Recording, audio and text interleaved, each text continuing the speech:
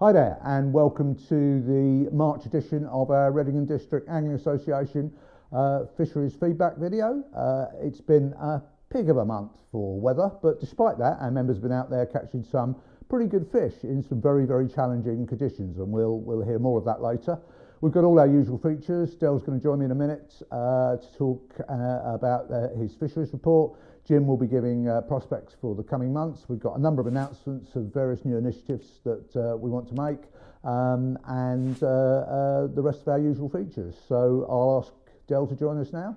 Okay, Dell, time for your fisheries report. Look, before we do though, I was delayed coming here for the filming with young Jim because he had some interesting extra duties. Do you want to explain what happened? Yeah, well I saw it sort of early, about an hour before sort of Jim got there.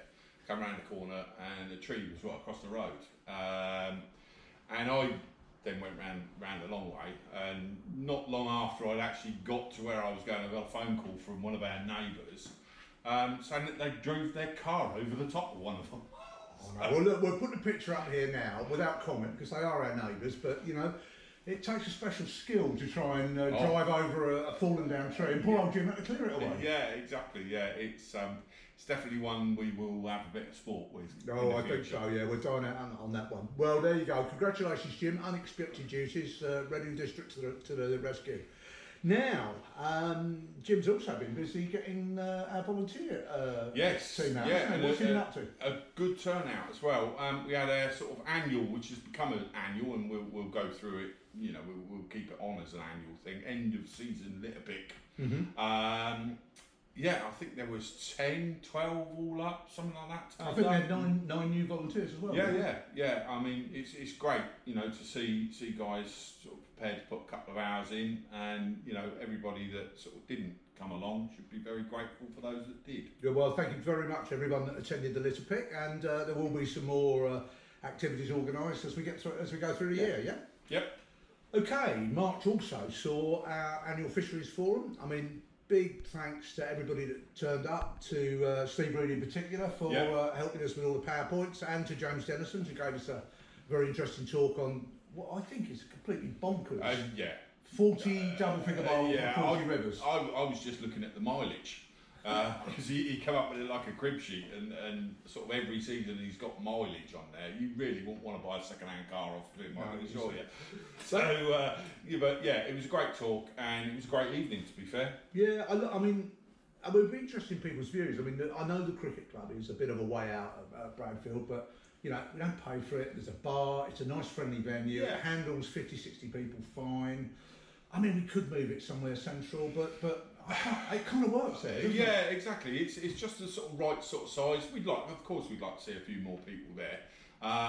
But yeah, it works well for what we need it for at the moment. Obviously, if things sort of start getting a little bit tight, then we'll look to get somewhere a bit bigger. But as things are at the minute, I think it's perfect. Yeah, well, and thanks, Richard, for sorting it out for us. You know, well, we appreciate Richard Stanfield getting the club for us.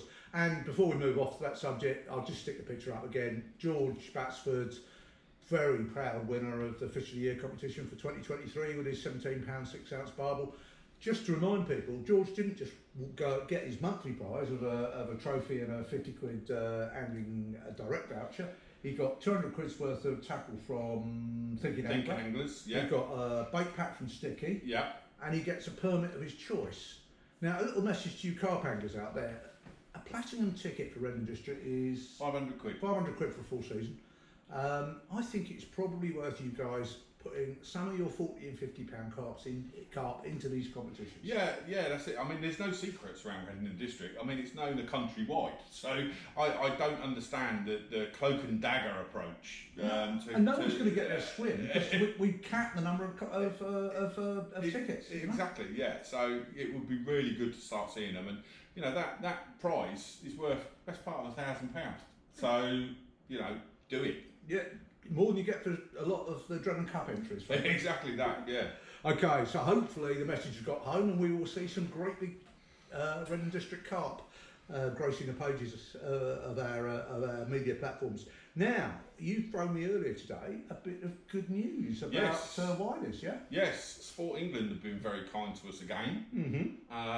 Little known fact, there's a little bit of funding available for anyone that's suffered with sort of flood damage, and nowhere has suffered more with flood damage than Wireless. Well, I'll stick a picture up of what it looks like. Oh, it's a nightmare, isn't it? Yeah, mate, it definitely looks like somewhere from Asia Yeah. that got hit that horrible Boxing Day. Tsunami. Yeah, it's not good. So what have we applied for, and what are they funding? Well, Wireless? basically, they've given us some money to reinstate the paths and all that sort of stuff.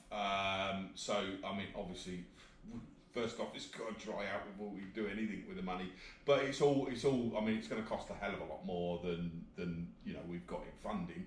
But it all helps, and if that just pays for the machinery, then we're on to a winner. Well, we've probably got best part of half the cost now for Sport, which will help. It takes the burden off our budgets, doesn't it? Exactly that. It's money we can spend somewhere else. Fabulous.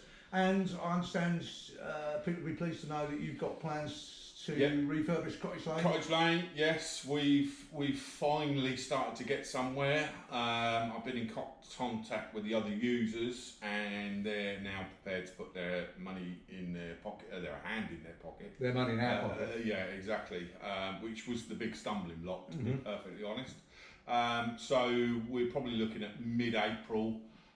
We'll have to shut the venue for a couple of days because the access, obviously you won't be able to go up there with vehicular access because we're doing a park, but we're going to, we're completely redig it and relay it, so it should be, not quite like the M4, but not far off it. Well, I know that quite a few members have always been reluctant to go down a Cottage Lane when the track gets bad. And look, with that little mild spell we had a couple of weeks ago, the tents were already starting to show. It's a popular venue. Yeah, Cottage Lane's well worth, giving it a trip if you've got a few hours, particularly in the evenings. You've got a few hours, get yourself up there. You almost guarantee a bite up there, and like I say, piece of fish. The track up there will be done come middle of April, so there's no excuses for everyone to get out there.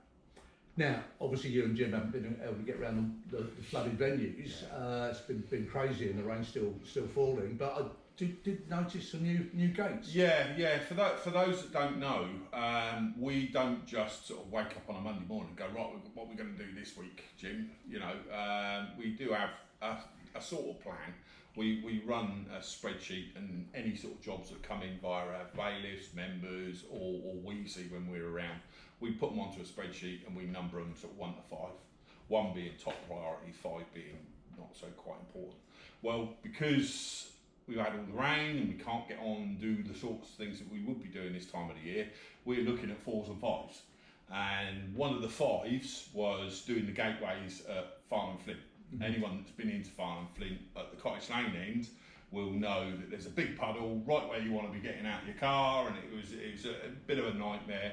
It's a bit short, so we decided to take step the gate back a little bit, fill it all in so there's no puddles. We then transferred the gate from there, because the gate was half decent to be fair. We then transferred that to the top end up at Searles Farm Lane, where anyone that's gone in there knows it's very narrow. So we've again taken that back a little bit, widened it. So do you think Andy Dodd will be able to get his fan through there now? If he can't, he needs to give up his licence. Well, he has been our ears about it. Yes. For about 100 years. Yeah, exactly. But that doesn't mean that a 5 suddenly becomes a 2 or a 1. But, anyway, it's done. It's done, yeah. So we've been busy doing 4s and 5s. Excellent. Okay, Joe. Well, look, thanks very much for that. And I know it's been tough. And thanks to you and Jim that all you've done. And hopefully you'll have better weather next month. Oh God, we really need it. We really do. I know. You bet your life. Give it August. We'll have a nose pipe ban as usual. Well, that's right. Or oxygen crash or something. Yeah. Lovely job. Okay. Thanks very much then. Okay, thanks for that, Del. The sharp-eyed amongst you will have spotted a change to the background. We've got our little tackle shop here at Wilmot's, raising money for the juniors. We've moved around the studio, as it were, because this is in fact a different day. We had to do the recording with Del a few days earlier because he's off not catching salmon in Scotland at the moment. So hopefully he'll come back and tell us why he didn't catch the salmon. next time we put a camera in front of him. But I've got one or two announcements I need to make now, and the first one, bit of good news, we've got a new exchange permit arrangement with Civil Service Anglers Society. Civil Service are a very well-run club. They've got an excellent stretch of the Kennet up at Hanbridge near Newbury. They've got a very, very productive piece of Kennet and Avon Canal at Kintbury. They've got some good still waters and a particularly nice stretch of the Upper Loddon at Stamford End, so that's just down the A33, down the Swallowfield bypass, and also very close to there, a delightful stretch of the Little River Whitewater, which is a tributary of the Blackwater. So lots of interesting fishing opportunities for Redland District members. All the exchange permit information will be on the website, and you'll be able to book your exchange permits through Clubmate. And so that's really the last of our exchange permits that we're going to be doing. So you've got an opportunity to fish the Hartley-Whitley waters around Yateley, the Godalming waters around Surrey, the Upper Thames and the Cotswold Water Park on the South Cerney ticket, and of course all the waters available on the Civil Service ticket. So pretty good deal, and I hope members will take advantage of it. Talking to Kennet, you will have seen on our Facebook page and in the local newspapers there is another significant protest being planned to the disgrace and scandal of sewage dumping in our rivers. The local news has been awash with stories of raw sewage running down the streets in Lambourne. Of course, all that sewage, all that pollution is ending up into a triple SI chalk stream and then flowing into the Kennet and flowing down towards our waters as well. So the Kennet River Keepers are organising a significant protest. We'll put the poster up here. It's, as you can see, it's 12 noon, Victoria Park, Newbury, on the 14th, Sunday the 14th of April. We want to ensure a good turnout from Redland District members, so rather than we all go there individually, we're suggesting that people meet in the car park at Farnham Flint at 11 o'clock on the 14th, and then we'll organise some car sharing and get over to Newbury in time for 12 o'clock for the rally. So very important that anglers' voices are heard on an important issue. And finally, of course, just a reminder, our open day is approaching, Saturday the 20th of July at Farnham Flint. The guest of honour this year is David Seaman, Arsenal and England goalkeeper and very, very keen barbel and carp angler. So that promises to be a good day, so do make a note in your diary. And I hope we get another good turnout, and I hope we have some decent weather this time. So I think that's it from me in terms of announcements. Probably time to roll the gallery, and we'll have the fishing picture of the month.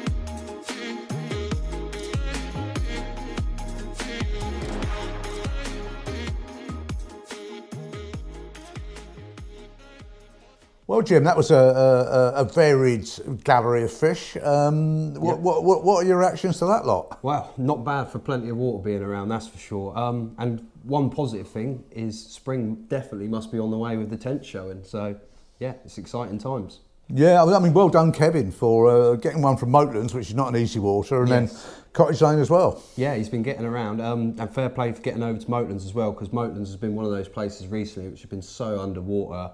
And I was just feeling bad for some of these guys recently, thinking, chatting with guys, and they want to be getting down there for this early sort of spring tench fishing, and these places are still underwater. So fair play to Kevin for getting out there. No, well, that's good. And I see that Terry Burks has been using the exchange ticket again, gone down the Little River Blackwater. Now, he's caught a bream, that's not remarkable, but on a drop shot worm. Yeah, on a drop shot, yeah. Well, I've heard of lots of things being caught on drop shots, but yeah, for a bream from the Blackwater on a drop shot, what more can you ask? That's not a bad day's out. It's probably gone for perch, but I bet he had a bit of a surprise when that popped up. Well, he certainly did. And I see Darryl Wainwright's got one of those carp that we really want to move out of Wilmot's. Yes. £8 is a little bit big for there, isn't it? Yes, yeah. £8 is sort of anything sort of £8 and above sort of needs to be gone out of Wilmot's at some point, because the problem is that people are going over there with sort of light tackle and things, and the issue is then we're getting sort of mouth damage and things because these bigger carp, the fights are prolonged and things like that. So we want to keep the biomass of fish to a small size and keep those numbers down, and it improves the fishing then. I understand. Right, well, it falls to you this month rather than Dale to decide the March fishing picture of the month. So which one have you gone for? Well, there's plenty of good ones to go at, but I remember seeing the post when it went up on the Facebook page actually, and I think he'd had a couple of sort of blanks, and I think it was maybe the last or second to last day of the season that Justin Watkins finally got his big Kennet barbel of £13.10. So congratulations, Justin. You are the winner of the Fish of the Month picture. You have a choice of a course pack or a carp fishing pack, kindly donated by Rod Hutchinson Bait and Tackle. So just drop us a message and let us know which one you'd like. Thanks for that, Jim. I think that's a worthy winner, and the smile on the face says it all, doesn't it? Certainly, yeah. It's a cracking photo, so yeah, well done again, Justin. Right, well, let's go on to our second competition, which is the Fish of the Month as opposed to the Picture of the Month. We've actually got two to award this month. People remember there wasn't actually an entry for January. Yes. So I've got a £50 tackle voucher and I've got a trophy sitting there with no one to give it to.